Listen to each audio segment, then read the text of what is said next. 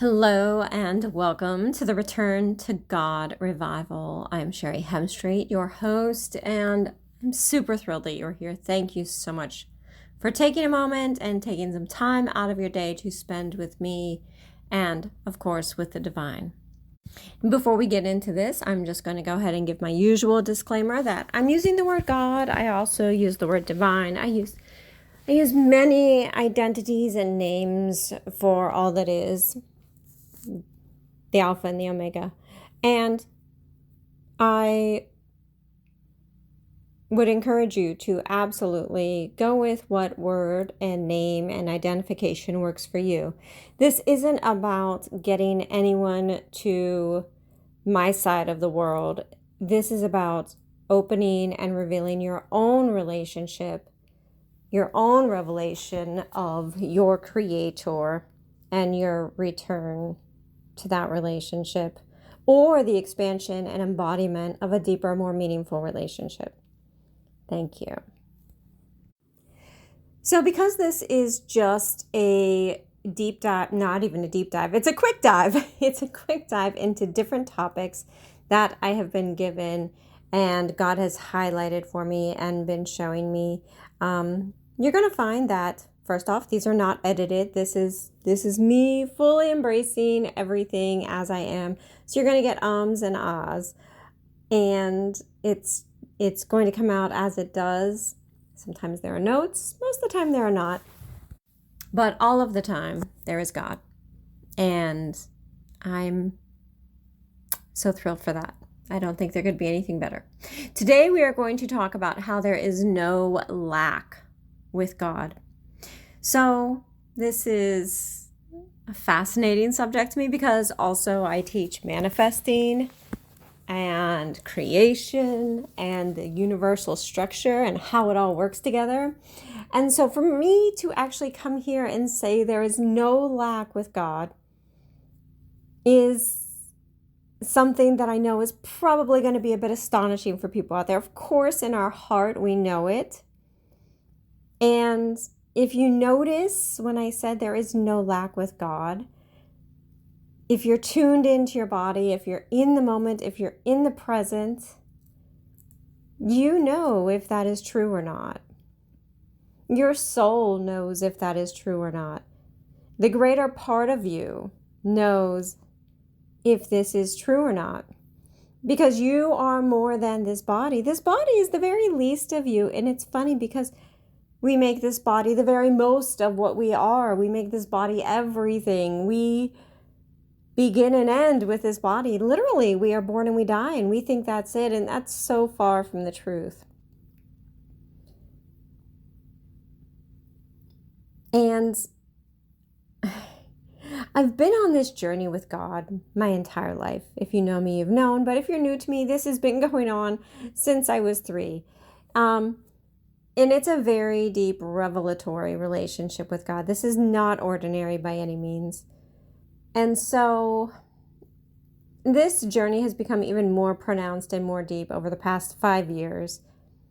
And to be honest, it took me a very long time to find my voice and footing around being willing to do this. And it came in the smallest pieces and parts and drips and drops.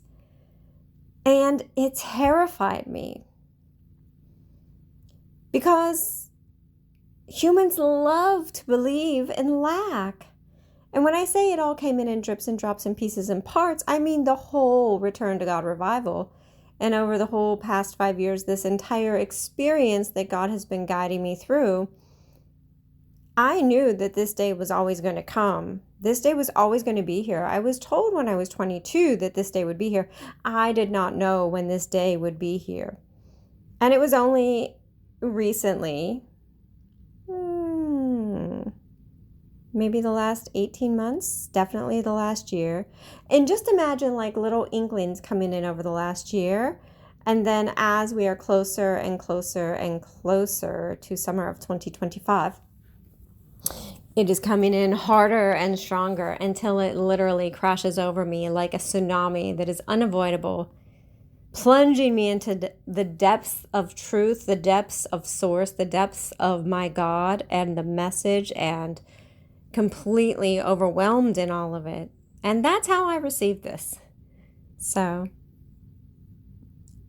I'm trying to put it into smaller bite-sized pieces for you.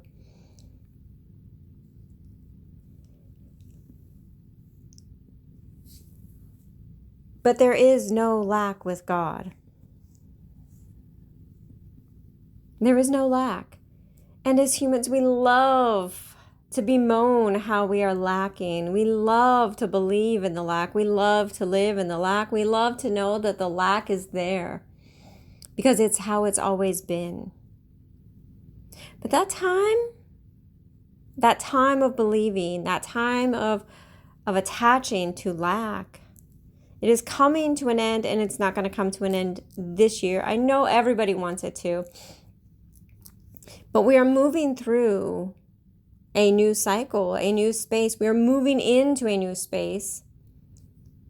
And I think it's going to take 40 years before we really, and I don't even know that we'll be around to see that switch. You and I'll be quite young as a near centennial, right? Centenarian. Which seems impossible because I'm 26, right? My math. Anyway, I know. I'm chatting to you like we know each other so well, and I'm making jokes, and it's just nice to be here and share this. So lack is something that absolutely seems to be the reality that everybody wants to buy into. And even the wealthiest, most abundant person is buying into lack in some space. And lack is all through the Bible. Like for a very long time, it was very noble to be impoverished. For a very long time, it was very noble to be less than. To be poor was to be closer to God. There's no power in poverty. It's a sin, actually. I'll cover that in another audio. I try to keep each audio to one topic. But the truth is, that is not the truth. The truth is that there is no lack with God. So to know God is to know that lack is an illusion. Lack does not come from God. Lack is not your natural state of being. Lack is not how you connect with God. And the further into lack that you go, the deeper into being impoverished or in poverty, the deeper into sin you go. And that can be quite confusing for people. Because you see, there is no lack. So that means that God is only abundance. But yet here we are down here on earth, because we like to think that heaven is above us. It's not. And we operate in lack of abundance in everything, in every day. And that is not truth. You see, you are here to be abundant, and abundant even more so abundantly than you can imagine. So when you look around the planet and you see all of the abundance, all of the lush growth, the beautiful birds, the animals, the flowers, the clouds, the raindrops. There's an abundance of everything. And that is God. There's an abundance of space, infinite even, and that is God. You have an abundance of cells within your body, something like, it was even beyond 1 trillion. What was it? I can't remember, but extraordinary amounts. That's God. You see, there's only one building block of the entire universe. Just one, that's it. Everything came from God. Because in the beginning there was God. And if in the beginning there was God, and God created, then God created everything from who He is. Not who He was, who He is. Timeless, infinite, present. Because God is. The divine is. The universe is. And in the creation of everything, there is only abundance. Because you cannot create lack from abundance. It takes a human to do that. It takes a human to do that. It takes a human that has been living a life that has not been connected to God, that does not know God, understand God, and perceive God in the way that God wants to have a relationship with that human. It takes well-meaning humans to establish lack. It takes well-meaning pastors and priests and church leaders to establish lack. Because truly we should be speaking abundance into ourselves, into our loved ones, and above all, in every interaction, because abundance is God. Abundance is truth. Abundance is power. And obviously the other side of that is lack, but it's not. You see, the human mind likes to think in polarities, dualities. So it thinks if there's good, there must be evil. And when I said that to God, he said to me, no, sweet child. No. It is a choice of human. It is a choice of the human, a choice of humans.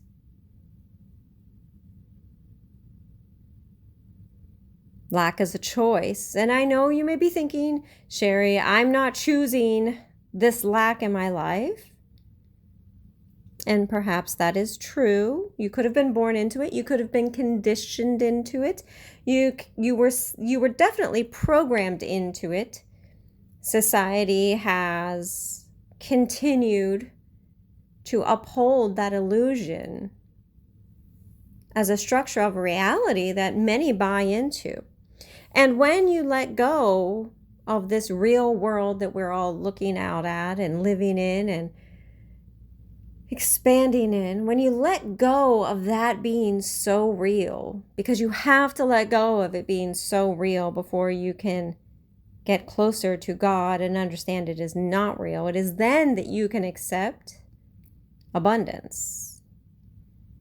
It is then that you can release the concept of lack, which is a lie. It's not a truth. It holds no power. You see, God is truth and love and joy.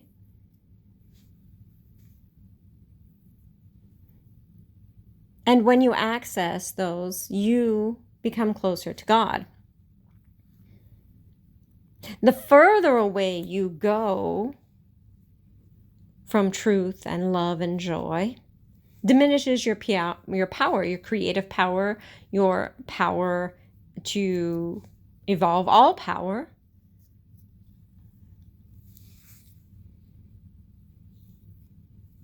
That is where lack is.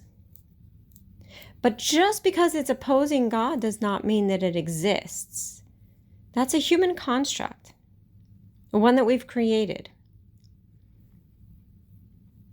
And I know plenty of people are going to be like, oh, this sounds so woo-woo. Of course, yes. Hello, I'm a spirit, you're a spirit, God's a spirit.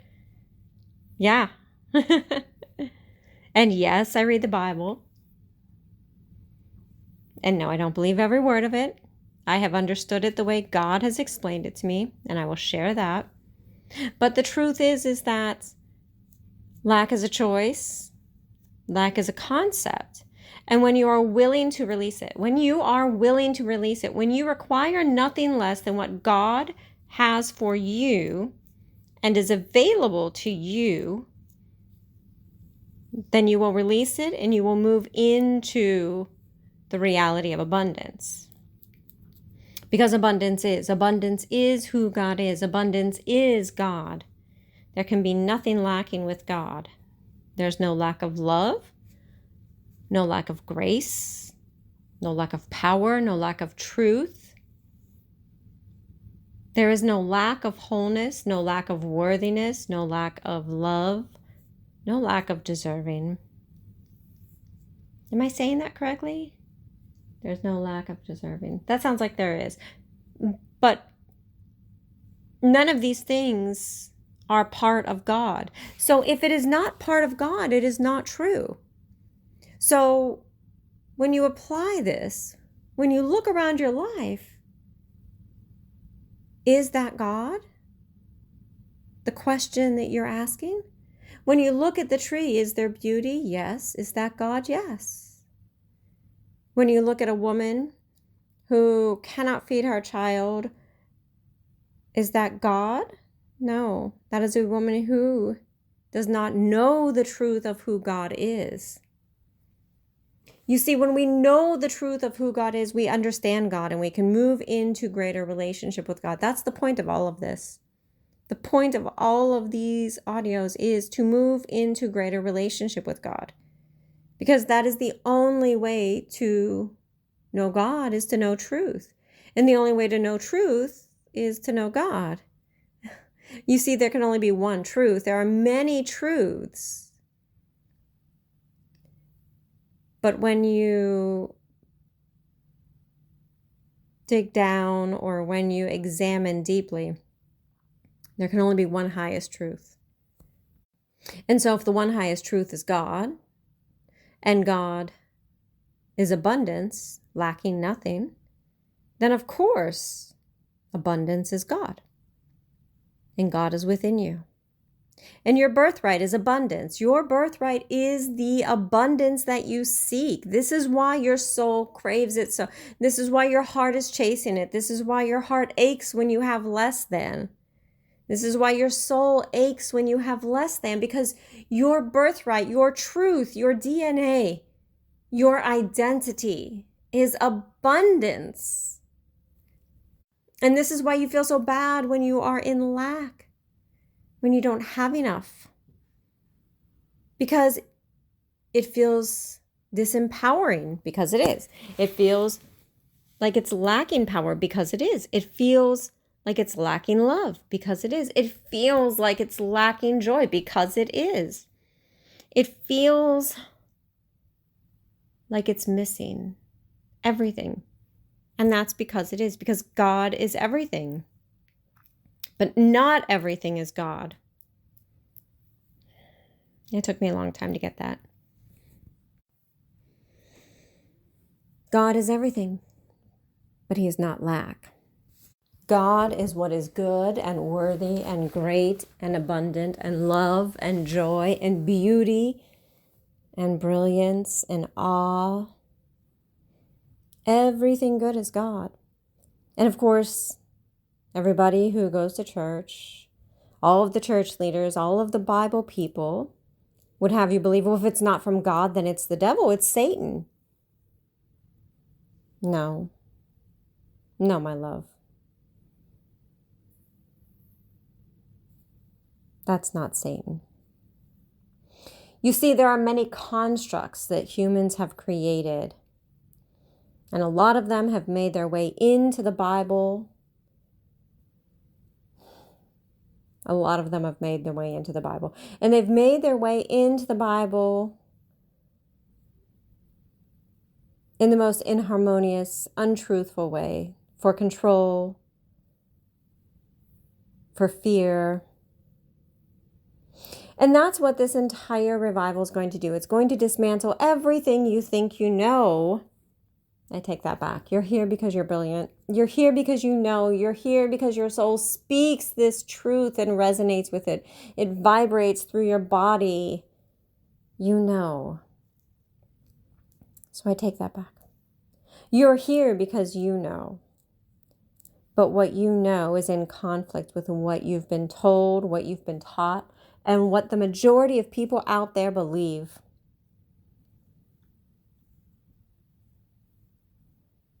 You are not here to lack. You are not here to suffer. You are not here for less than. And this is the point where I would say that's the devil, but it's not the devil. It's the choice. It's what's been taught. It's what's been socialized. It's what's been conditioned from the beginning of time. Jesus came because there was falseness going on about God. So he came to rectify it. And of course, that's its own audio, not for today. But even what Jesus said and what he did was misunderstood, misconstrued, manipulated. So much of the Bible and what you know about God has been manipulated, destroyed, held back.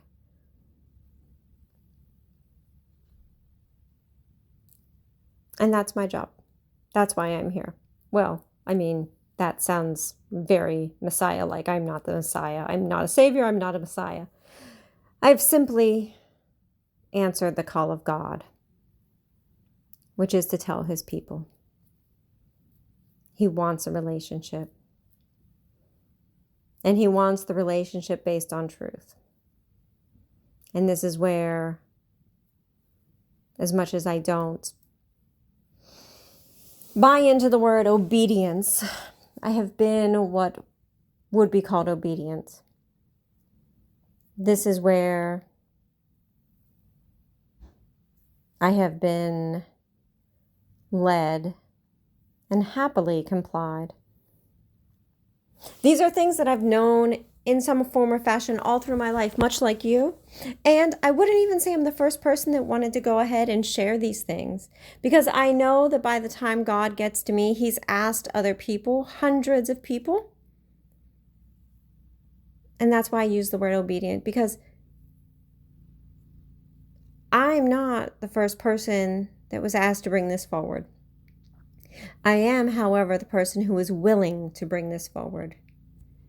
This truth has been stirring in many a soul for hundreds of years. Those who have a deep relationship with God or knew that the things that they heard in Sunday school and in church and in Bible study weren't true. It conflicted with your spirit, with your soul, with your truth-telling mechanism. You knew. Maybe you didn't know all of it, but you can't convince me that I'm the first person that was asked to be willing. I'm not the first person who was asked to do this. I'm not the first person who was asked to share this. I'm sure there are people out there with messages very similar to mine. And I know this because at one point God taught me a healing modality. And when I came out, a woman got very upset with me and told me that she had learned it and she'd been doing it since she was a child. And I said, but you never shared it. And she goes, no. I used it for myself and it helped greatly. I said, uh-huh. And I said this because when Maya Angelou came to me after she passed, she told me something. I often have had people come to me after they pass. I am an open portal and energy for that, for people to bring messages through when I'm available for it. And before I knew how to be available and unavailable for it, Maya Angelou came in and she told me something. And I was like, oh, that's so interesting, so wonderful. That's very Maya Angelou of you. She was not impressed with that. A couple days went by and God asked me something. And I said, yeah, that was fascinating what she said, huh? And God, in the way only God could, said, do you think that was given to you for your amusement? And I was shocked.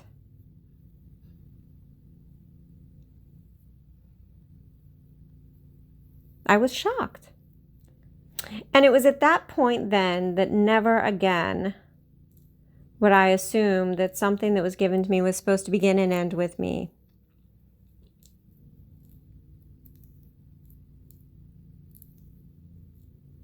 It was a real wake-up call. You see, when you're given things from God, they're not small things. They take quite a bit of bravery, quite a bit of courage. And it takes time for you to work through it. And he gives you that space. He is so loving.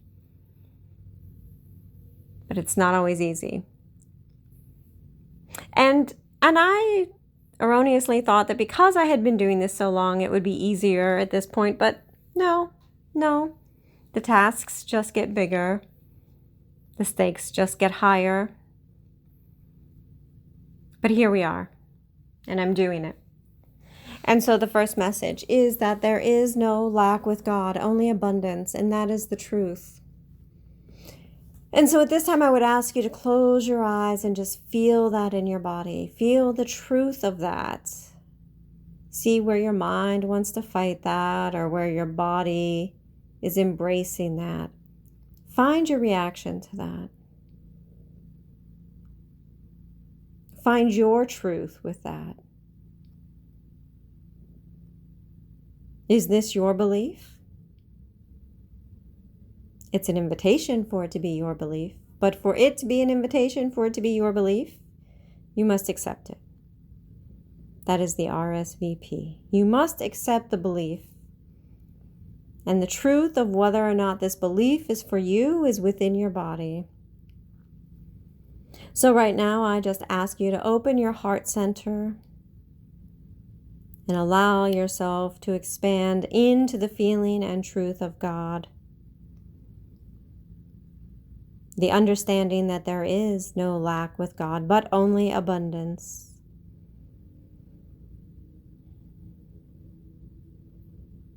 And just sit in that space for as long as you like. I'm going to close this out, but you can sit in that space and experience that. Allow your connection to God to increase and expand. I want to thank you for being here. This means everything to me. If you know somebody who would benefit from this or needs to hear this, please share it with them. Or if you just want to share this on social media, I would be grateful. Do as you're led and just enjoy this energy. Thank you for being here. Make sure that if you want to get more of these and be notified, make sure that you sign up. This is Sherry Hemstreet of thesherryhemstreet.com. If you want to send me a message and let me know how this went, I would love to hear it. I read all of my messages, and though I can't coach in email or messenger, I do read them, and I reply to as many as I possibly can, and it makes me so happy. And as I sign off, remember that you are love and you are loved. Thank you for being here. Thank you for being you. You matter. And abundance is who you are.